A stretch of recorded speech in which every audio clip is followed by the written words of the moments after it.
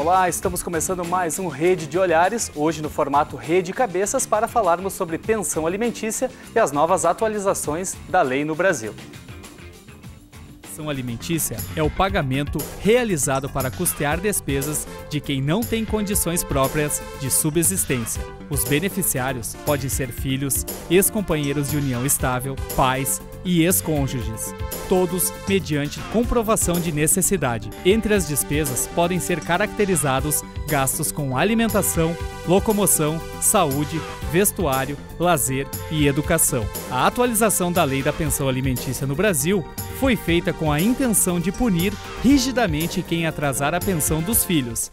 As principais modificações são: nome sujo, a falta de pagamento pode levar o devedor a ter seu nome incluído no banco de dados do SPC e Serasa. Descontos da dívida em folha. Existe a possibilidade de desconto na folha de pagamento de pensões atrasadas. Prisão em regime fechado. Após 1 mês de atraso de pensão, o juiz já pode solicitar o pedido de prisão. Ela será em regime fechado e não exclui o devedor de pagar as pensões atrasadas.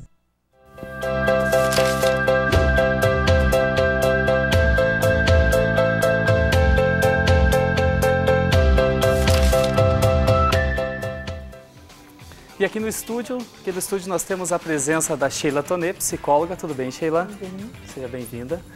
Professora Marlova, seja bem-vinda. Obrigada. Professora de Direito da UX. Paulo Inda, Conselho Tutelar de Caxias do Sul. Tudo bem, Paulo? E a Flávia Rume, da Defensoria Pública. Tudo bom? Tudo bom. Seja bem-vinda. Obrigada. Marlova, quem pode solicitar a pensão alimentícia e como solicitar essa pensão? Bom, então, quero agradecer o convite, né, por estar participando, né, nesse programa de excelente qualidade, né. Muito obrigado. Quem pode pedir pensão alimentícia, né, é todo aquele que necessita, né. Então, inicialmente, quem pode pedir é a criança ou adolescente até os 18 anos de idade. Pode pedir para o seu genitor, pode pedir para o pai, no caso, para a mãe. Não havendo pai, não havendo mãe, nós temos a novidade também, né, da pensão avoenga, que é a pensão que se pede para os avós. E outras situações, quem pode pedir pensão alimentícia é até no fim de um casamento, o ex-esposo ou ex-esposa também pode pedir a pensão. Então, na verdade, quem pode pedir pensão alimentícia tem um lastro de pessoas, né? Aquelas que necessitam. Onde pedir? Regra geral, se pede na justiça, né? Então, esse pedido pode se dar de uma forma coercitiva, quando, por exemplo, há uma resistência de quem deve pagar a pensão alimentícia, então a pessoa vai ter que entrar na justiça, ou pode até mesmo ser feito um acordo e depois só homologado, né, na justiça. Flávia, como procurar a Defensoria Pública e quem pode ter acesso à Defensoria Pública? Bom, em regra, as pessoas que são atendidas pela Defensoria Pública são aquelas que não têm condições de contratar o serviço de um advogado. A gente tem um critério abrangente que admite algumas exceções, mas em regra são as pessoas cuja renda familiar não ultrapassa 3 salários mínimos. Alguns descontos podem ser feitos, né, dependendo dos gastos que a pessoa tem, mas isso é avaliado lá na Defensoria e essa é a regra geral, 3 salários mínimos de renda familiar. Em relação aos alimentos, né, pensão alimentícia, tanto a fixação quanto a cobrança, a pessoa pode procurar a Defensoria todas as terças ou quintas-feiras, à 1 da tarde, com os documentos básicos, RG, CPF, carteira de trabalho, comprovante de renda, comprovante de residência. Paulo, e o trabalho do Conselho Tutelar em Caxias do Sul em relação também a essa pensão alimentícia, esse tema pensão alimentícia? Primeiramente, agradecer a oportunidade do Conselho estar aqui, né, falando, enfim, até para orientar a comunidade, enfim, né, de como que se procede na questão da pensão, né. Muitos procuram o Conselho Tutelar como órgão de orientação e encaminhamento, né, na questão da pensão ou da guarda, né. Então, o conselheiro atende, vê qual é a situação, né, se tem por trás da pensão ou da guarda tem algum direito violado da criança, para o conselho estar atendendo, né. Se não, se for só o caso da pensão, a gente encaminha para a Defensoria Pública para dar início ao processo, né, de alimentos. Né.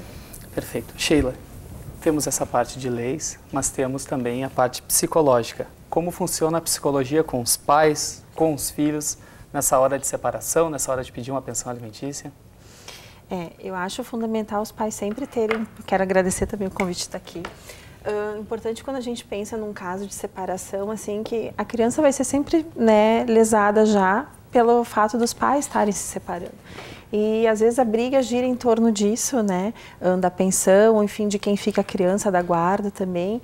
E a criança acaba se sentindo muitas vezes culpada de estar ali no meio disso, de estar sendo usada às vezes para isso. E é muito importante que os pais tenham discernimento que eles são adultos, que a criança seja preservada para isso. Então que essas discussões sejam no âmbito com os advogados, enfim, mas que a criança seja preservada disso, do papel de cada um, porque nenhum deixa de ser bom pai ou mau pai em função de uma separação. Mas às vezes tudo isso fica um pouco misturado e a criança sofre bastante com isso. Perfeito. Nossa equipe de reportagens foi até as ruas para saber as dúvidas que as pessoas têm e mandaram para nós. Vamos conferir agora.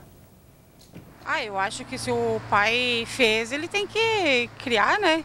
Ele tem que ajudar a participar da criação do filho, senão seria muito fácil, né? A mãe tem que arcar com tudo, ou vice-versa, né? Mesmo que o pai não esteja presente, né? É uma forma de ajudar, né? Que é o jeito, né? Pra que tu faz filho se tu não... Pra que fazer filho, então? Não faz filho se tu não vai pagar, entendeu?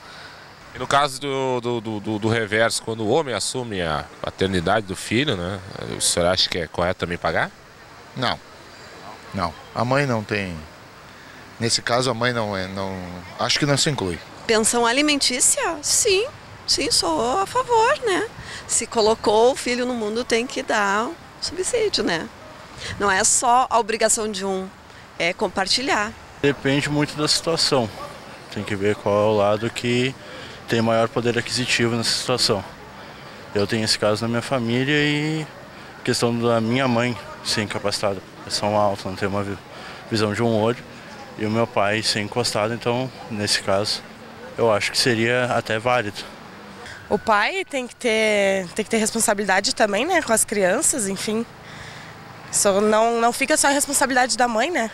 Porque é direito da criança e da mãe ter a ajuda do pai.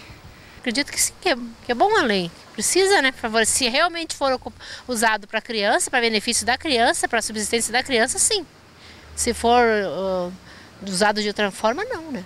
Eu criei meus filhos sozinha também e eu procurei um advogado e tirei todas as minhas dúvidas e coloquei o meu ex-marido na justiça, porque ele não me ajudava. Sempre enrolava e não ajudava. Daí eu coloquei ele na justiça e eu pego pensão até hoje. Você tem um caso, então, de pensão alimentícia? É bem pouquinho, mas ajuda, né? Isso aí foi a opinião das pessoas nas ruas, e uma das dúvidas era por que a pensão sempre é paga pelo pai. Isso é uma regra? Por que acontece, geralmente, a maioria das pessoas, a pensão é para o pai, né? Paga pelo pai. Marlova. Ou... Porque na maioria das vezes a criança fica com a mãe, né? E aí tem muitos pais que acham que só pagando pensão exime o papel de pai também, né? E não, né? Acho que na verdade o pai, ele tá... Aquela pensão não é para a mãe, né? É para a criança, para o filho, né? A questão é para ele ajudar. E eu acho que a maioria que é o pai que paga porque fica com a mãe a maioria das vezes, né? É verdade. Mas eu acho que o Paulo colocou uma coisa importante, né? Porque quando a gente fala numa questão de uma separação, regra geral, a criança fica com a mãe, né? Regra geral, nem sempre isso. Mas é exceção ela ficar com a mãe. Mas aí nós temos, até que foi colocado ali no vídeo, a questão do pagamento da pensão alimentícia. O que é a pensão alimentícia? Na verdade, não é só alimentos. O alimento em si, ele está incluído na pensão alimentícia. Mas nós temos um ser humano ali que pela Constituição Federal, né, tem que ser um ser completo, tem que ter sua dignidade. Então, o conceito de pensão alimentícia é como ele fosse um guarda-chuva. É um conceito aberto e embaixo desse guarda-chuva, né, aí nós temos o direito à saúde, à educação e ao lazer, que é indispensável, né? A Sheila não me deixa mentir, a questão do brincar, do lazer para a criança. Então, esse apenas é um foco. O outro é a questão que também está envolvido nisso, que é a questão da guarda da criança, da companhia do pai e da companhia da mãe.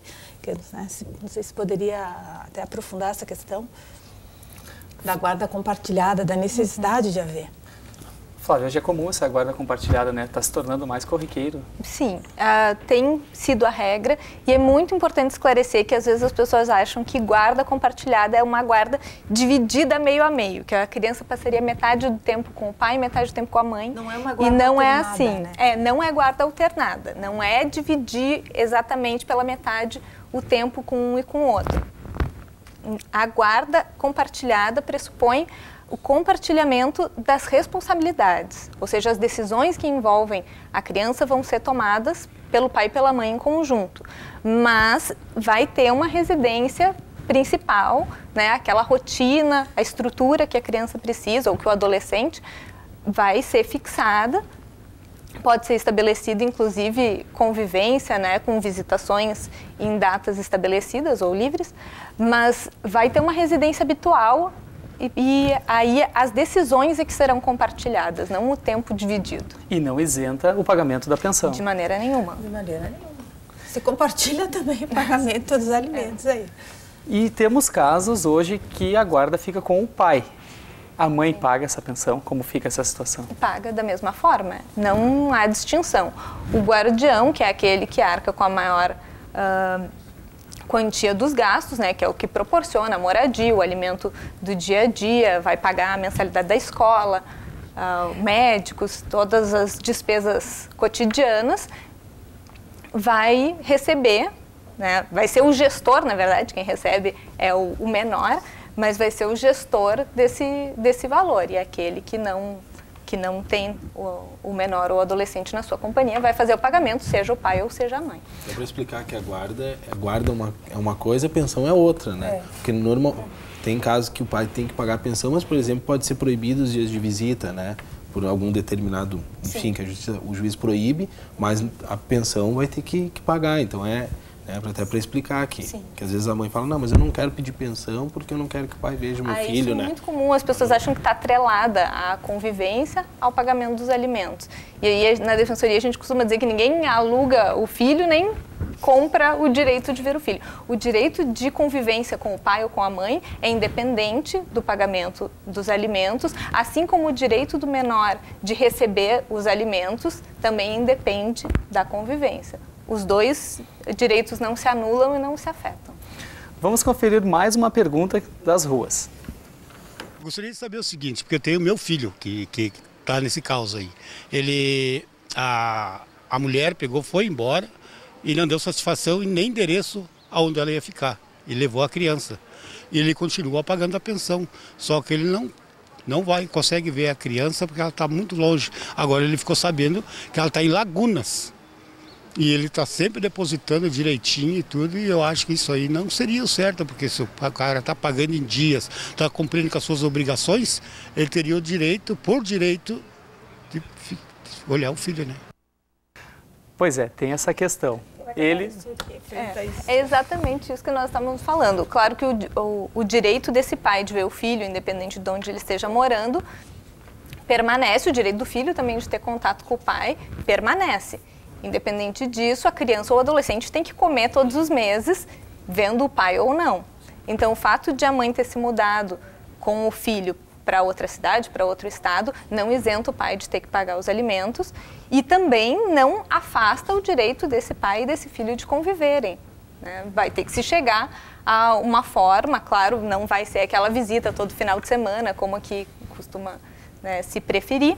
Feriados escolares, normalmente. Exatamente, aí vai se fazer isso, assim, feriados, férias escolares, né, quando se tem um intervalo mais longo, às vezes as férias do pai no trabalho, né, pode viajar.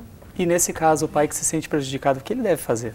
Quem ele deve procurar? Porque ele não está conseguindo ver o filho, né? Tem essa questão, porque muitas vezes a mãe, ela... Mas aí é muito relativa também, porque a mãe se afastou, foi para outra cidade, mas não isenta o direito dele ver a criança. Então, como é uma situação um pouco mais complexa, me parece assim que o ideal seria ele ir visitá-lo ou tentar até mesmo entrar com um pedido de regulamentação de visitas para que nas férias a criança venha até ele. Então, se ele está sendo impedido, se não se consegue entrar num acordo, aí tem que terceirizar a decisão ingressando com uma demanda judicial.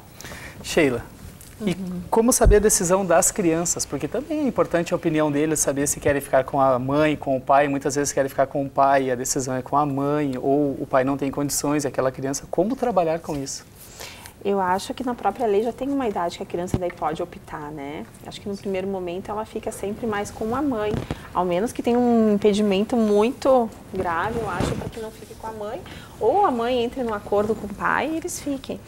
Acredito que o mais adequado é sempre a questão do diálogo, né? Porque a criança nunca vai querer perder. Se ela teve uma boa convivência no casamento com pai e mãe, para ela tem que ser garantido que ela continue tendo essa convivência, né? Por isso a questão da guarda compartilhada, que eu acho que não é a divisão dos dias, mas é o pai poder ligar para a mãe e dizer, hoje eu queria buscar meu filho na escola, não é só naquele dia tal, e da criança poder dizer, mãe, eu estou com saudades do pai, a mãe poder fazer uma ligação e a criança poder falar com o pai. Acho que é essa aproximação que tem que se manter, né?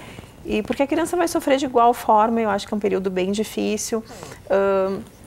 Acho que as mães têm que poder olhar para a criança, claro, tem um período após da separação que a gente fala de adaptação, que a criança vai ficar mais triste, talvez tenha alguma coisa do rendimento escolar que afete, outras coisas assim, como os amigos, mas se a coisa não progride com isso, tem que procurar ajuda, eu acho, né? Talvez um serviço de psicologia, tem público, tem privado, enfim, cada um sabe como procurar, mas tem que olhar também, escutar um pouco essa criança nesse sentido. Além de ficar, porque às vezes a criança tem a fantasia de querer ficar com o pai porque tem pena, quer acolher os dois agora. Porque vê que quando fica com a mãe, deixa o pai triste. Quando fica com o pai, deixa a mãe triste. E a criança às vezes acaba ali se tornando um falso adulto tentando cuidar do pai e da mãe. E na realidade ele tem que continuar sendo cuidado, porque ele também está precisando. Né? Então, os pais têm que também poder olhar para essa criança e ver o sofrimento dela, ver até que ponto ela consegue digerir isso e dar conta sozinha, e se não, tem que procurar ajuda também. Vamos conferir mais uma pergunta, então. Como que faz para quem decidir quem fica com a guarda da criança? Como que isso acontece? Tá aí a pergunta, como decidir, então, isso que a gente estava falando, quem fica com a guarda? A regra geral, agora no direito brasileiro, é a chamada guarda compartilhada. Né? Essa guarda compartilhada decorre da Constituição de 88, onde homens e mulheres têm os mesmos direitos. Então, o que significa a guarda compartilhada? Que o pai e a mãe, os genitores, são eles que têm o chamado poder familiar. Né, o poder familiar de dirigir a vida dos filhos, de conduzir para o melhor caminho. Então, essa é uma tarefa tanto de um como do outro. Então, até estávamos comentando, somente em alguns casos não será aplicada a guarda compartilhada, o compartilhamento de decisões com relação à vida do filho. Em algumas situações, até de abuso, de agressão, aí a guarda vai ser unilateral, ou do pai ou da mãe, e não retirando o direito de visita do outro. Até em situações graves existe até o direito de visitas, mas uma visita assistida lá no fórum. Mas a regra é o compartilhamento. Por mais que seja sofrido isso, por mais que seja dolorido, por mais que se exija maturidade dos pais, essa é a regra. Flávia, e o processo é demorado? O que é analisado durante o processo de dar a guarda para o pai ou para a mãe? O que é analisado e quanto tempo demora esse processo? Não existe um prazo fixo para o processo. Isso demora também de cidade para cidade. Aqui em Caxias, que é uma cidade grande, são muitos processos e acaba que o prazo é mais determinado em função dos trâmites no fórum do que em relação ao advogado ou à defensoria pública. Na verdade, assim, vai ser analisado quem quando há um conflito, né, e é buscada essa guarda unilateral, vai se tentar determinar qual é o genitor que tem melhores condições de se desincumbir desse papel de ser o responsável, né, pelo adolescente ou pela criança, quem que pode melhor exercer essa tarefa de ser o guardião do menor, da criança ou do adolescente. E se uma das partes não concordar com a decisão? É comum isso? Pode recorrer. Em regra, a pessoa que é vencida na sua pretensão não concorda, né? Mas no momento em que não há um acordo, que as pessoas buscam o litígio, a decisão tem que ser tomada pelo Poder Judiciário. Mas é por isso também que a gente estimula muito, inclusive na Defensoria Pública, um projeto que é implementado aqui em Caxias, que é o Dia do Consenso, que a gente estimula que as pessoas conversem e entrem num acordo, busquem soluções amigáveis para os seus problemas. Elas, no final, costumam ficar muito mais satisfeitas quando elas mesmas constroem as soluções para os seus problemas do que quando é imposta, né, uma decisão com a qual elas podem não concordar. É muito importante o que a doutora falou, né? Porque aqui no Brasil, né, nós estamos muito acostumados a levar qualquer demanda para a justiça. Nós terceirizamos as decisões. Então, na verdade, esse Dia do Consenso é um dia de empoderamento das pessoas para elas decidirem o seu próprio destino. Porque quando alguém decide por nós, talvez não seja a melhor decisão, né? Mas é muito comum isso, terceirizarmos as decisões. Perfeito, a gente retoma esse assunto no próximo bloco, agora a gente vai para o intervalo comercial e em seguidinha a gente está de volta para falar mais sobre pensão alimentícia. A gente já volta.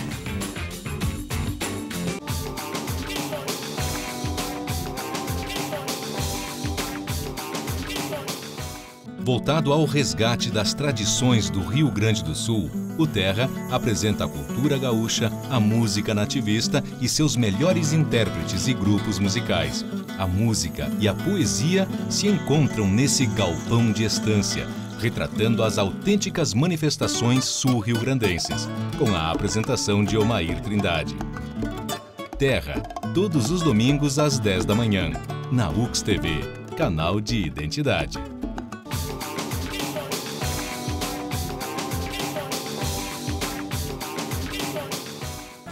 Estamos de volta com Rede de Olhares, hoje no formato Rede Cabeças, para falarmos sobre pensão alimentícia. E vamos conferir mais uma pergunta que mandaram para nós.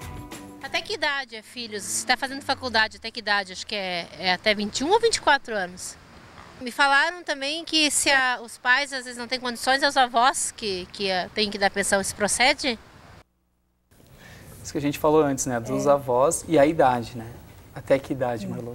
Então, a regra geral é até os 18 anos. Até os 18 anos, né, há o dever de pagar os alimentos.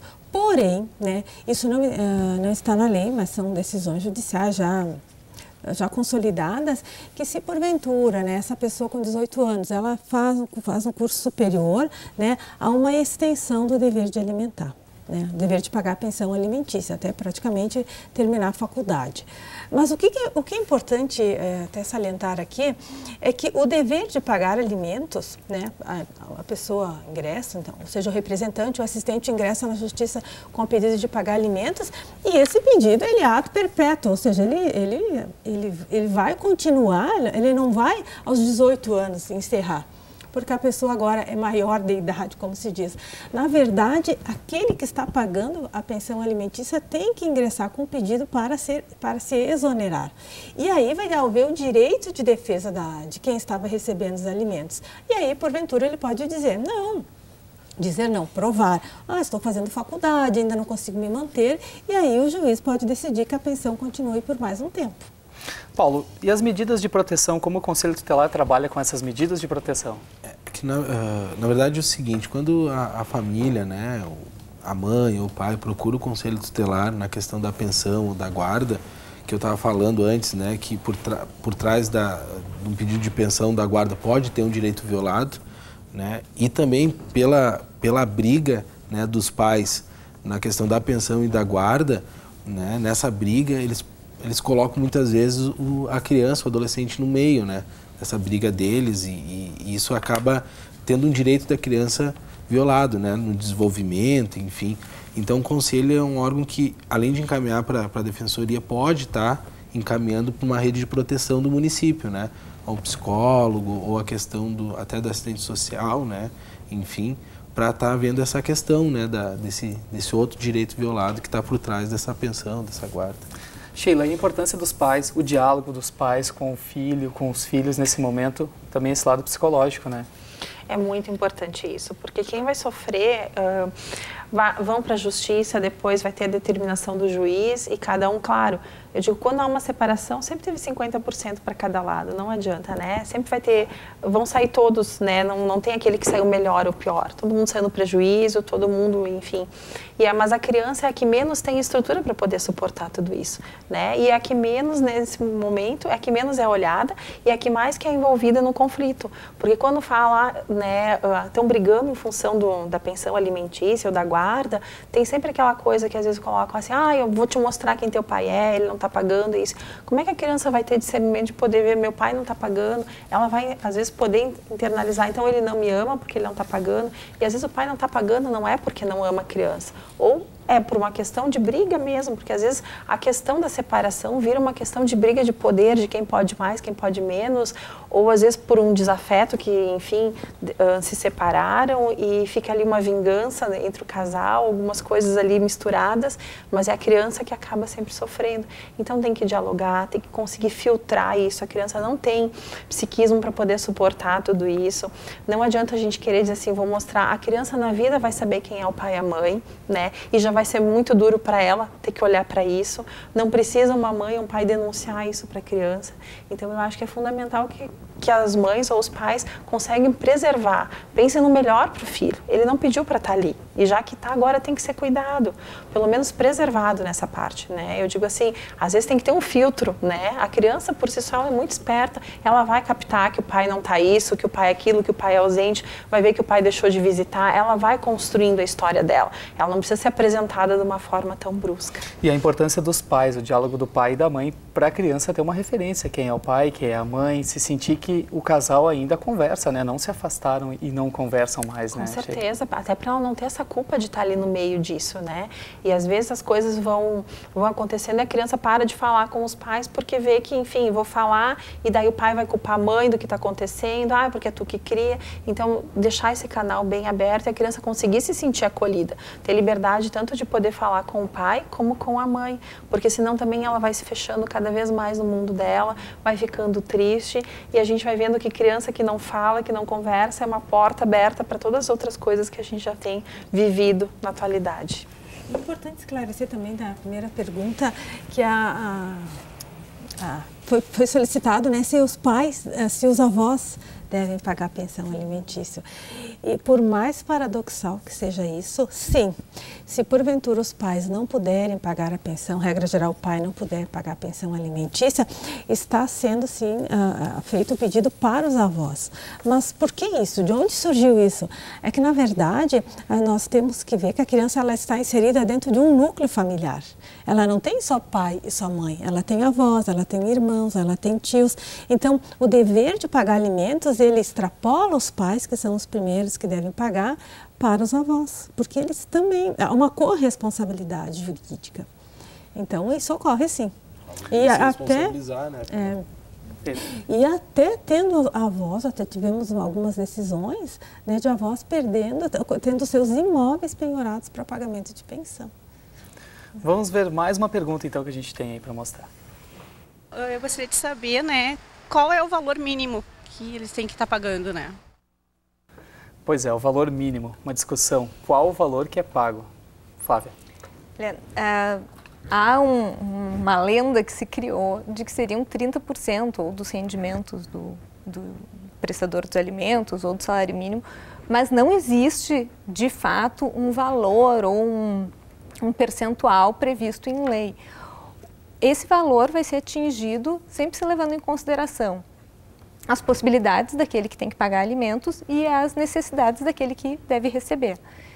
Até os 18 anos, essas necessidades são presumidas, porque, por óbvio, né, a criança ou adolescente não tem como prover seu próprio sustento, os gastos são de conhecimento comum, todo mundo sabe que uma criança pequena vai ter gastos com fralda, com uma alimentação, com moradia. Então, essas necessidades não precisam ser comprovadas no processo, elas são presumidas. As possibilidades, sim, elas têm que ser demonstradas.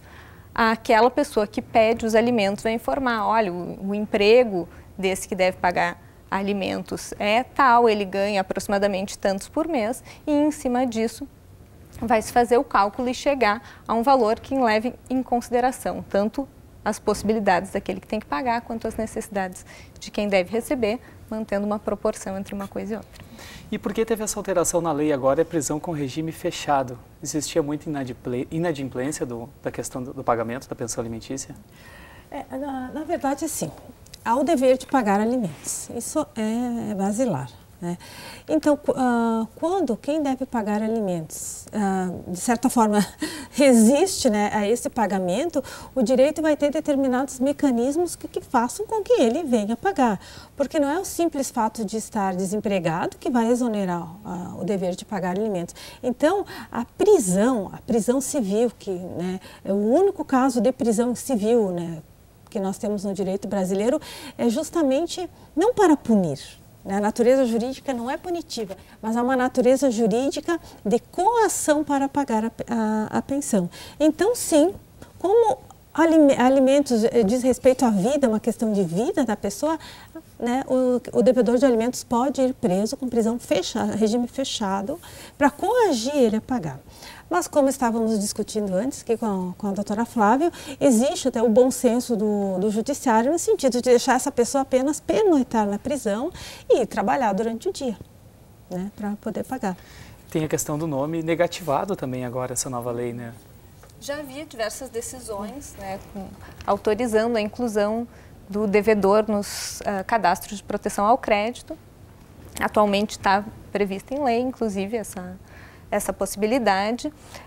Recentemente surgiram já algumas outras decisões criando restrições extras que não tem previsão legal, mas que o juiz, de acordo com a situação, entendeu pertinente, como estávamos falando antes, até a proibição de dirigir, a apreensão do passaporte, mas essas decisões até agora foram reformadas nos tribunais, não se mantiveram, mas tem surgido, assim como inicialmente surgiu essa inclusão dos nomes dos devedores no cadastro de proteção ao crédito, tem surgido outras medidas para compelir os devedores a pagarem a sua obrigação alimentar, né, que, como foi dito aqui, é a obrigação mais importante que a pessoa pode ter, é a sua dívida mais importante, porque é efetivamente a única que pode acarretar na prisão.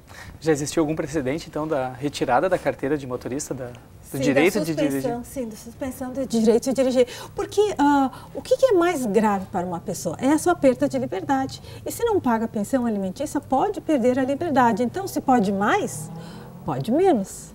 Então, na verdade, os juízes estão sendo criativos, porque a lei permite, de criar mecanismos para coagir aquele que tem o dever de pagar alimentos a pagar. Então, suspensão do direito de dirigir, retenção do passaporte, é o que é mais recente. O que nós temos de mais recente. Evidentemente que é a suspensão do direito de dirigir, quem sofre essa coação está ingressando com um mandado de segurança ali porque o direito de ir e vir é um direito constitucional, mas isso é inovador no direito de família. Porque o direito de família, ele é amplo, ele diz respeito à dignidade da pessoa, então esses mecanismos sim estão sendo utilizados. Paulo, quais as principais denúncias que vocês recebem lá no Conselho Tutelar? Olha, referente à guarda e pensão, muito da alienação parental, né? O que seria essa alienação? É quando quem está com a guarda, enfim, no caso, a mãe, por exemplo, está com a guarda e o pai, nos dias de visita, utiliza, né, ou por não aceitou a separação, ou porque a questão da pensão não aceitou, enfim, utiliza o filho, né, para tentar, usa o filho para tentar afastar da mãe, né, por exemplo, e coloca o filho contra a mãe, né, então a mãe procura lá o conselho, né, muitos genitores também procuram, né, até foi uma pergunta que eu fiz antes aqui de começar o programa, os genitores procuram dizendo que está pagando pensão e a mãe está utilizando aquele dinheiro para outras coisas que não para a criança, ou né? vice-versa também, né? Ou vice-versa, né, enfim.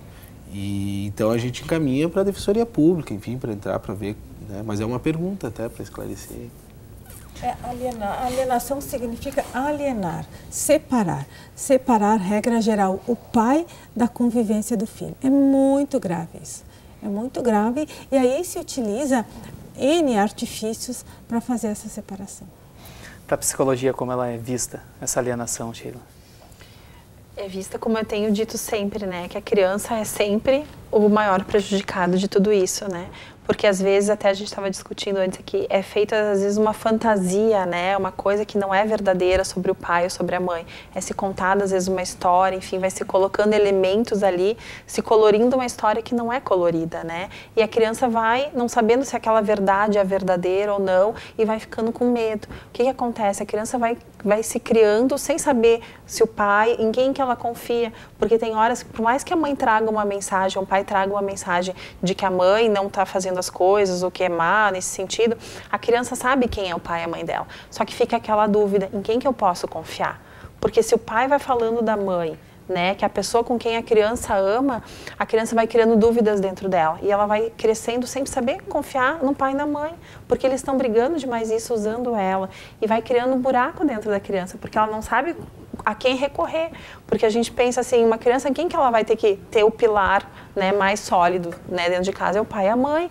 Mas se eles estão ali numa discussão, usando da criança nisso, né, a criança vai se constituindo de uma maneira também, né, com muitos prejuízos com relação a isso, com o psiquismo dela sempre em vulnerabilidade para tudo nesse sentido. Flávia, e como saber que o dinheiro está indo para a educação, para a alimentação, para o transporte, saúde? É bom, como eu tinha respondido, agora respondo de público, no contexto da Defensoria Pública, sempre o valor que é pago é menos do que uma criança, né, seria o ideal para uma criança ou para um adolescente.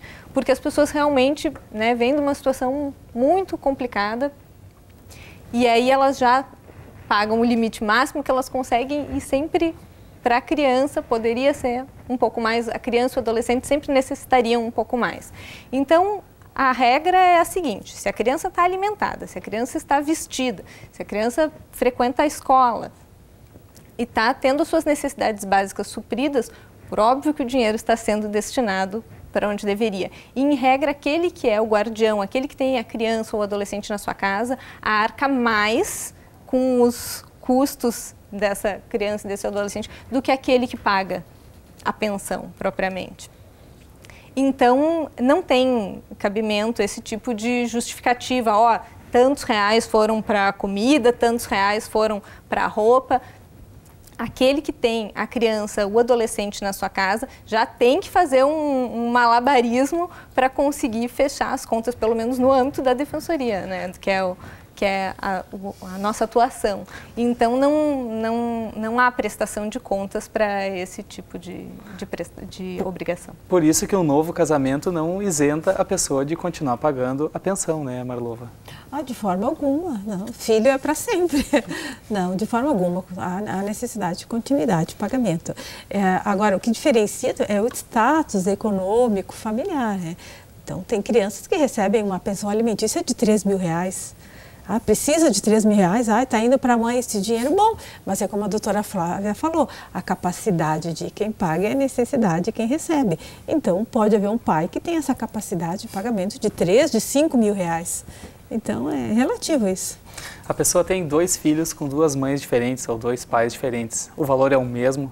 Como é estipulado quando é 2 filhos com 2 pessoas diferentes? Em regra, se tenta manter a igualdade entre os filhos, né? Até para que os filhos não se sintam entre eles um preterido em relação ao outro, né?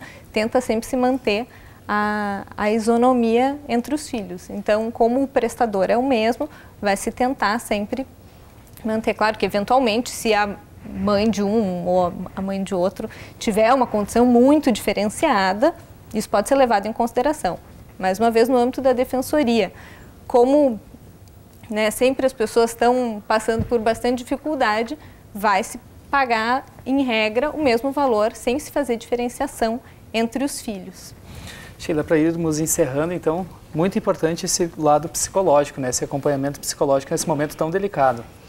Acho que sim, acho que os pais têm que conseguir olhar para as crianças, né, essa questão da tristeza que está pela passagem da separação, enfim, mas poder ver que isso é uma coisa provisória, que tem que ir diminuindo. Se não vai diminuindo, poder se avaliar. Às vezes a criança não precisa ir em tratamento. Às vezes vai os pais mesmo, vai a mãe, porque também ela em tratamento às vezes consegue ajudar a criança, o pai em tratamento consegue entender o porquê da separação, enfim, consegue dialogar melhor com o ex-cônjuge e consegue também proteger a criança ali. Às vezes não é nem a criança que vai em tratamento, às vezes vai um pai ou a mãe, enfim, e já ajuda a criança automaticamente. Às vezes os pais não conseguem ir, às vezes estão numa situação de tristeza tanta que não conseguem enxergar isso, se começa às vezes com a criança e depois se encaminha a mãe, mas o importante é que isso não seja visto também como um gasto, como a gente falou antes, que seja visto como um investimento com a criança, porque isso depois, às vezes se investe em alguns momentos da vida e isso se leva para a vida inteira, porque eu digo sempre, né, um dia a conta vem, né, e às vezes ela vem baixa, às vezes ela vem bem alta, né? Vai depender de como eles conseguiram administrar isso. Paulo, então, o Conselho Tutelar sempre de portas abertas para atender a população? Sim, com certeza. Sim, o Conselho, na verdade, ele dentro das atribuições, tem a atribuição de orientação, né? Então, que procure, né, a mãe ou o pai que tiver algum direito violado, né, na questão dos direitos de visita, se ela vê que tem alguma questão de agressão, ou alguma questão até de alienação parental, que procure o conselho, né? Para nós encaminhar para uma rede de proteção, né, do município. E se tiver qualquer dúvida, enfim, que procure o conselho, tá, né? Portas abertas sempre, né? Que nós vamos fazer os encaminhamentos, orientação, enfim. E que, né, já aproveitando que essa questão de guarda e de pensão, né, entre os genitores que ficam na disputa ou entre deles ou com a questão na justiça, mas nunca que envolva as crianças, né, que elas não precisam estar sabendo se o pai está ou não pagando pensão, se o pai é ruim, se é bom, se, né, que sempre preserve a criança, né. Eu acho que esse acho que o maior dever dos pais, né, e uma obrigação é de proteger os filhos, né. E essa questão que fique em âmbito na justiça. Perfeito. Flávia, a Defensoria Pública está para atender a todos, né? Mas a importância também da conscientização de cada um nesse momento, né? Sim, exatamente. Até deixo aqui o convite para que as pessoas se informem sobre o Dia do Consenso. Podem buscar informações na Defensoria de segunda a quinta-feira, das 9 ao meio-dia, da 1 às 6 da tarde, nas sextas-feiras, casos de urgência. E se informem sobre o Dia do Consenso, acontece todas as quartas-feiras de manhã, às 9 da manhã. E sempre são atendimentos preferenciais, esses processos sempre andam bem mais rápido que os outros. Então, para as pessoas que querem uma solução mais efetiva para os seus problemas, na Defensoria está de portas abertas, especialmente no Dia do Consenso. Qual é o endereço? Reforça para nós, Flávia. Vou colar aqui. Avenida Independência, 2393, no bairro Panassou. Tem telefone? Sim, 3228-2298. Perfeito, obrigado. Marlova, então, essa conscientização por parte de todos, né? Principalmente dos pais, porque estamos falando de crianças, né? E esse é o momento de desenvolvimento para eles, né? Sim, só para concluir, então, só gostaria de dizer o seguinte, que é um direito da criança receber a pensão, mas é um dever dos seus responsáveis pedir também, porque não existe pensão regressa. Se o pai entrou com o pedido hoje, agora no mês de maio, é a partir do mês de maio que vai ser devido. O que ele não recebeu, foi porque ele não pediu.